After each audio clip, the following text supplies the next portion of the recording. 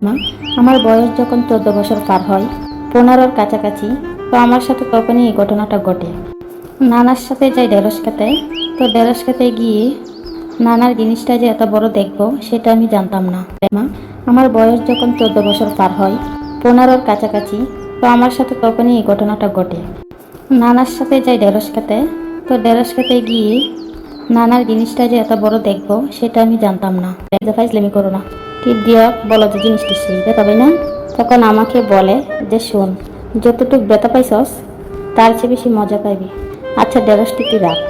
তখন নানা কুসেতে ঢেঁড়স নিয়ে রেখে দিলাম। আবার আমার জোরাই ধরতেছ। তো এমন করতেছ তো তোমার কি ভূতে টুতে ধরলো নাকি? তো হাসা কথা বলছস আমার ভূতেই ধরছে। তো আমি তো ডরে কাঁপা শুরু করে দিছি। নানা কয় কি নানারা ভূতে ধরছে মানে? কারণ আমার ভূত পেতের ভয় খুব। পরে আমরা নানা কয় তোরে না কালকে একটা জামা কিনে দিন। তুই জানি কোন কালারের জামা পছন্দ করস? পরে আমি পেলাম কে? তখন কয় তোর টিয়া কালারটা খুব পছন্দ না, তোরা কালকে মার্কেটে নিয়ে গিয়ে টিয়া কালারের একটা জামা কিনে দিন। মনে মনে কই নানা রইলটা কি? নানা রেখে হাসাই বুঝে তুললো নাকি? নানা এমন করতেছে কেন? নানা তো এরকম করে না। আর বারবার খালি আমার বুকের দিকে হাত দিতেছে। তখন কই যে আমি বাসার দিকে আসুন, যে তুমি তাহো আমি যাইগা। তখন আমার টাইনা ধরছে। টাইনা দইরা ঢেঁড়স ক্ষেতের মাঝখানে আমার শুয়াই দিছে। তো মাঝখানে শোয়ার পরে যে না না তুমি এরকম করতেছো কেন? বাসায় চলো। বাসায় তো মুই আমি কই যাইবা তাহলে লও, এরকম করো কে? করি যে কে এটাই যদি বুঝতে রে তাহলে তো কামি হইতো। মা, আমার বয়স যখন 14 বছর পার হয়, 15-র কাছাকাছি, তো আমার সাথে তখনই এই ঘটনাটা ঘটে। আসলে ছোট ছিলাম তো, আর তখন এত কিছু বুঝতাম না। আর তখন চলচল মন ছিল, তাই তখন কোনো কিছু মনেই হতো না। তো নানার সাথে আমি কিভাবে এত দূরত্বে গেলাম আর নানা কিভাবে সুযোগ পেল সেই ঘটনাটাই তুলে ধরব। কারণ আমরা নিজেদের মানুষদের অনেক বিশ্বাস করি, আর এখনের জমানায় নিজের ডান হাত থেকে বাম হাতকেই বিশ্বাস করা যায় না। আর নানারা দাদারা এরা তো অনেক দূরের লোক। তো আজকে আমার ঘটনাটা এই জন্যই বলা যে প্রত্যেকটাই মানুষ যেন রাস্তাঘাট আনাচে কানাচে চোখ কান যেন খোলা রেখে চলাফেরা করে। কোথায় কোনো বিপদ আছে জানে না, আর ঘরের ভিতর যে কোনো বিপদ থাকবে না তার কোনো মানে নেই। আমার বাবা নাই, আমার বাবা মারা গেছে আমি যখন 3 বছরের, তখন আমার বাবা মারা গেছে। মার অল্প বয়স ছিল। মার প্রথম সন্তান আমি। মা খেয়ে অনেক জায়গায় বিয়ে দেওয়ার চেষ্টা করে নানার বাড়ি থেকে, কিন্তু মা বিয়ে বসে না। মা আমাকে নিয়ে নানির বাড়িতেই থাকে। বাবা মারা যাওয়ার পর থেকে মা নানির বাড়িতেই থাকে। আর মার জন্য অনেক সম্বন্ধ নানারা মামারা নিয়ে আসে, কিন্তু মা একটা কথাই বলে যে আমার মেয়েটাকে দেখে আমি সারা জীবন কাটিয়ে দেবো, আমি বিয়ে শাদী করবো না। মাকে কেউ রাজি করাতে পারিনি বিয়ের জন্য, মা বিয়ে করবেই না। তো আমার যখন 3 বছর, তখন থেকে আমার বাবাকে হারাই, তখন থেকেই নানির বাড়িতে থাকি। আর ওখান থেকেই লেখাপড়া করি নানির বাড়ি থেকেই। একদম নাবালক থেকে সাবালক হই নানির বাড়িতেই। তো আসলে ছোটবেলার দিনগুলো কাটে একরকম, আর বড় হলে হয় আরেক রকম।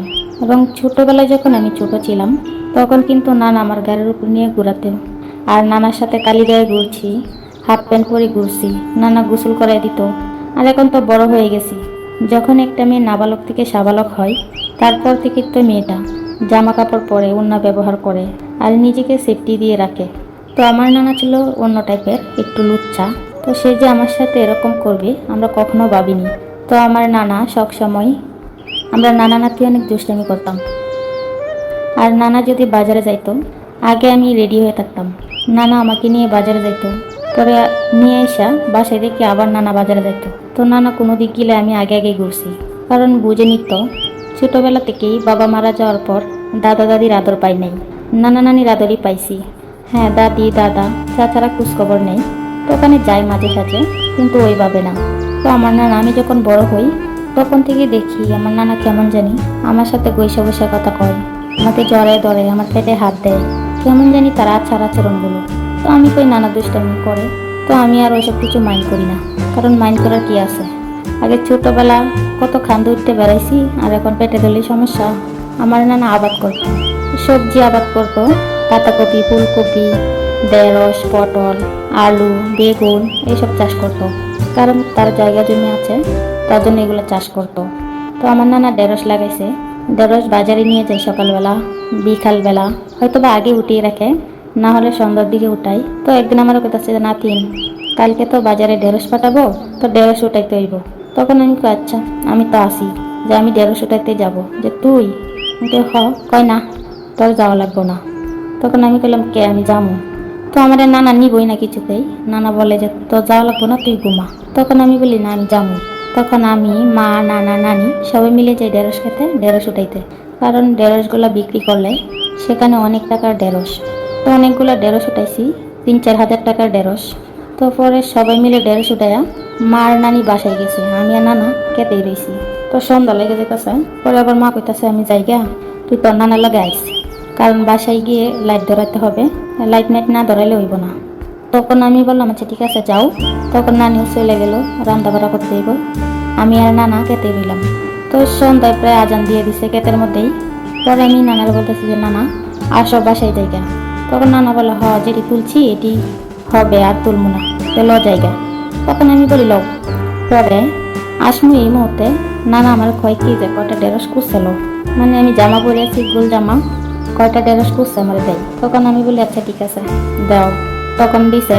তো এর মধ্যে কুচে দিবা যে নানা হাতটা আমার বুকে লাগছে।